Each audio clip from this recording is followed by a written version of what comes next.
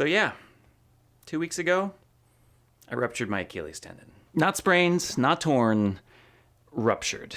I heard a pop, felt a smack on the back of my calf, and my Achilles tendon split in two with a 3-inch gap in between the pieces. Thankfully, it didn't actually hurt that hard, but I knew before I even hit the ground that it was bad. By the time I had rolled over, I already knew that I wasn't going to be running the half marathon I'd been training for next month. I'd already considered how my life was going to change considerably. I was already filled with dread for the very, very long recovery ahead. In case you don't know, an Achilles rupture is an ordeal. You first need surgery to reattach the tendon, but after that you need the foot completely immobilized for 2 weeks with no weight whatsoever.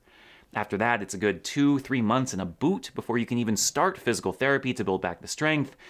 And it takes 6, 9, maybe 12 months before you can get back to going to athletic activities, running, sports, things like that. All of this flashed through my brain in an instant. And it came crashing down at the hospital 2 hours later when the doctor confirmed that my tendon was no longer attached and that I definitely needed surgery. What I needed, I thought, was a miracle. Truly, I needed the power of God to save me from this awful road ahead. But why does that sound crazy? I'm a Christian, right? I believe that Jesus performed hundreds of miracles. I know that God continues to display his power in the world to instill the faith to those who do not yet believe. Was it preposterous to think that God couldn't do the same for me? And so I asked Google, who is the patron saint of Achilles tendons? What else do you search for in situations like this? It turns out that there isn't an exact saint for such a specific situation, but St. Pier Giorgio Frassati, the newest saint in the church, just canonized last month, was canonized because of a miraculous healing of an Achilles tendon. Back in 2017, a seminarian for the Archdiocese of Los Angeles was playing basketball when he heard a pop and felt a pain in his calf. He went to the doctor and confirmed that it was torn. He needed surgery. He went to the chapel and started a novena to Blessed Pierre, a man who lived an active, athletic life, always compelling people to climb a mountain, both literally and figuratively. He prayed for healing, and he was healed. He felt a warmth in his leg, a physical sensation at the site of the injury, and when he went to the doctor, he was told that there was nothing wrong. He could go back to playing basketball just like that. And so I heard this, and I thought, he did it once. Why couldn't he do it again? That day, I started to pray a novena to this saint that I knew nothing about. Please, heal my ankle. Think about how many people could be brought to faith with a miracle like this. I mean, I do kind of have a voice online. This is a story that would inspire people, would reach so many.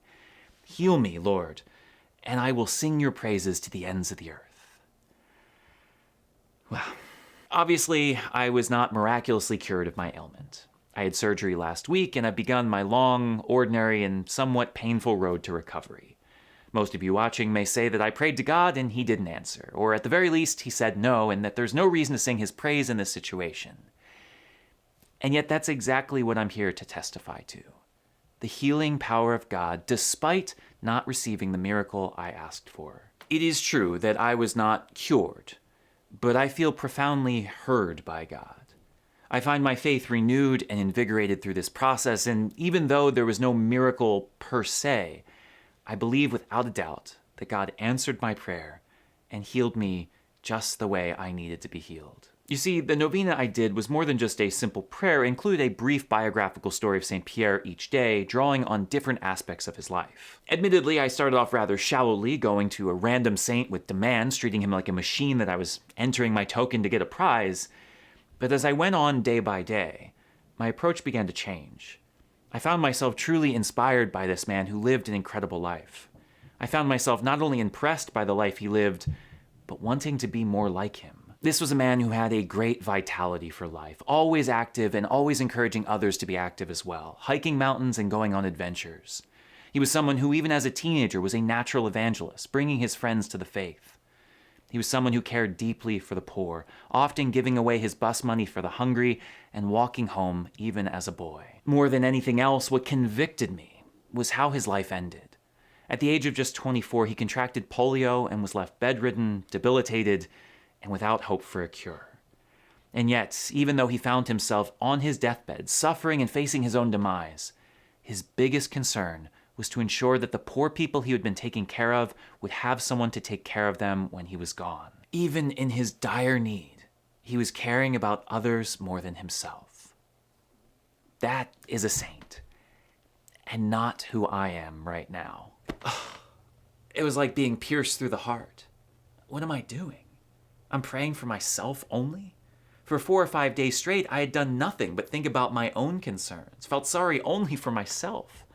I was praying to God harder and with more conviction than maybe I'd ever done in my entire life, and it wasn't for the poor. It wasn't for an end of violence. It wasn't for any number of people suffering in our world. It was for myself, to be healed from a non-threatening injury with a near 100% success rate. I've got a long way to go to become a saint, don't I? But what a grace. What an incredible moment of clarity, of inspiration, of truly healing in this time of pain. God may not have miraculously cured my ruptured Achilles, but a ruptured Achilles is not what's keeping me from heaven. What's keeping me from heaven is my selfishness, my ego, my attachment to worldly things like health and youth and identity as an athletic person. The thing that devastated me the most about the injury wasn't so much the surgery or the rehab, but the reality that I'm getting older, that I'm inching closer to my own mortality, that the youth I'm clinging to and refuse to give up is going to leave me whether I like it or not someday. What I realized in that moment is that my treasure is very much in this world, not heaven. The things that bothered me the most right after the injury are not the things that should be bothering me. It was a profound wake-up call. And not that I'm the worst person that ever existed, or that I don't pray or am not focused on good things other times, but you start to realize that there is these things deep down that you've never really dealt with, or these pains that are not really healed, and these things that we cling to that we need to let go of. It was in that moment that I started to let go of it. I started to pray in a way that I've never prayed before, to have my eyes fixed on heaven in a way that I never had before. And so, true, my body is still broken, and in that way, I guess you could say my prayer was not answered. But that doesn't mean I'm going to stop singing God's praises. God absolutely answered my prayer in the way that I needed it most. He helped me grow in holiness. And I think what it reminds me of is that scene from The Chosen, one in season 4 when little James asked Jesus why he hasn't healed him. It gets me every time. In the Father's will, I could heal you, and you'd have a good story to tell, yes? But there are already dozens who can tell that story. But think of the story that you have, especially in this journey to come.